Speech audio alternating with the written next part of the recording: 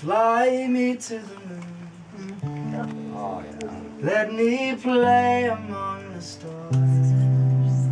Let me see what spring is like on Jupiter and Mars.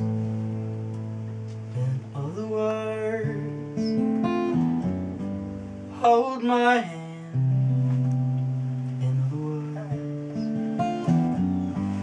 Darling, kiss me. Fill my heart with song. Let me sing forevermore. You are all I long for, all I worship and adore.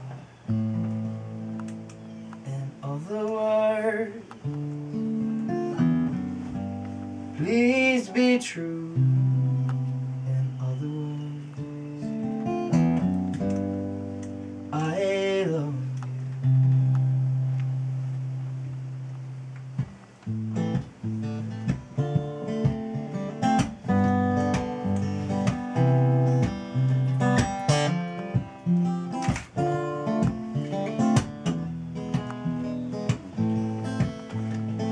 Fly me to the moon. Let me play among the stars. Let me see what spring is like on Jupiter and Mars. In other words, hold my hand. In other words, darling, kiss me. Fill my heart with song. Let me sing forevermore. You are all I long for, all I worship and adore. And all the words, please be true. In other words, I love you.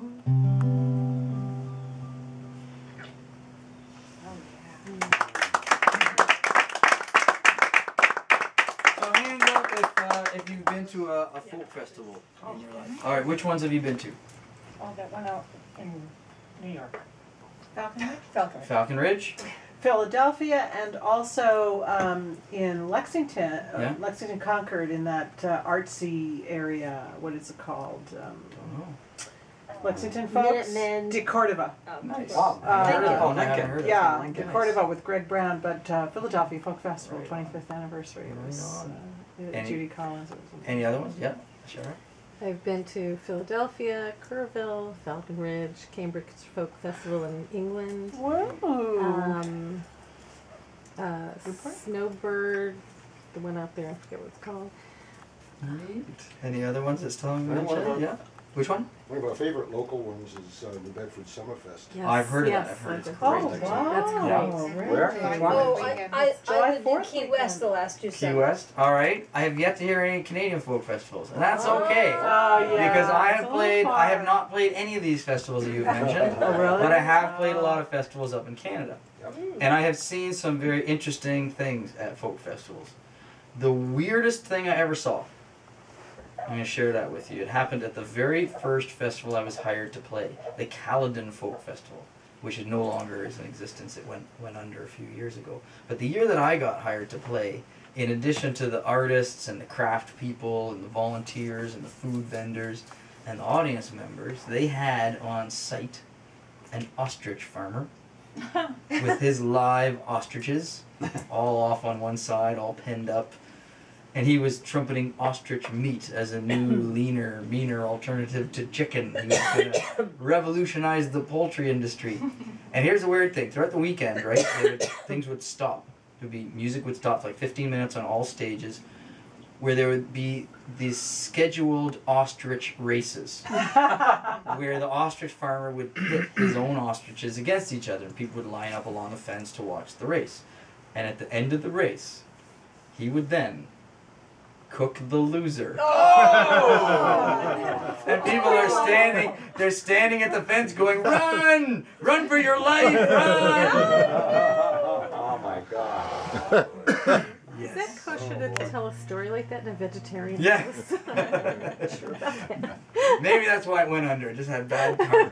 But You wrote a song about it. no, I don't have a song about that. But I do have a song about the fact that, I don't know if it's the same for many of the festivals you've been to, but almost every folk festival that I've been to, on Sunday morning, there will be a gospel music workshop, right? Where the artistic director will invite, you know, half a dozen artists to get up extra early and get together on the main stage and sing gospel music. Now, I grew up in a folk household, right? First concert I ever saw at age 7 was Pete Seeger at Toronto's Massey Hall. And that's basically like our Carnegie Hall in Toronto, right? And the second concert I ever saw at 9 years old, same venue, Gordon Lightfoot. So you can tell what kind of parents I had, right? You know what the third concert I ever saw? You know. Bob Dylan. Michael Jackson's Victory Tour. Oh, Awesome. But because I grew up in a folk family, you know, I know gospel music. There's gospel songs have long been a part of the folk tradition, and I figure I'm perfect for one of these workshops. And I never get asked until I played the Mariposa Folk Festival, which is one of the oldest festivals there ever was. 1961 it was founded, and my parents actually went to it in 1961. Ian and Sylvia played at it. And when I played Mariposa 3 years ago, and I got my performer services package telling me where I was supposed to go, what stages at what time, there I was for the first time ever in gospel music workshop. And I was very excited. And then I panicked. And I panicked not because I don't know the songs, right? I'm ready song-wise. The problem was that everybody else in the workshop, they're serious gospel players. People who don't just sing these songs, but they live the message behind it, right? There was a reverend on stage with me, and I just liked the songs. I grew up a kind of a doubting child and studied evolutionary biology in university, so I never really quite connected with the gospel itself. I just get something from the music. And I didn't want to be insulting to these other people who get everything, you know, not just from the music, but from the message they're singing. And inspiration can strike if you write songs. You know, you never can sort of tell sometimes when you're going to get an idea for a song, but that struck me as something I could write about, connecting with one aspect of gospel music and not necessarily the overt message behind it. And I wrote a song very quickly and debuted it at that workshop, and it's now become sort of one of my mainstay songs. There's a video on it on YouTube. You've probably seen that, and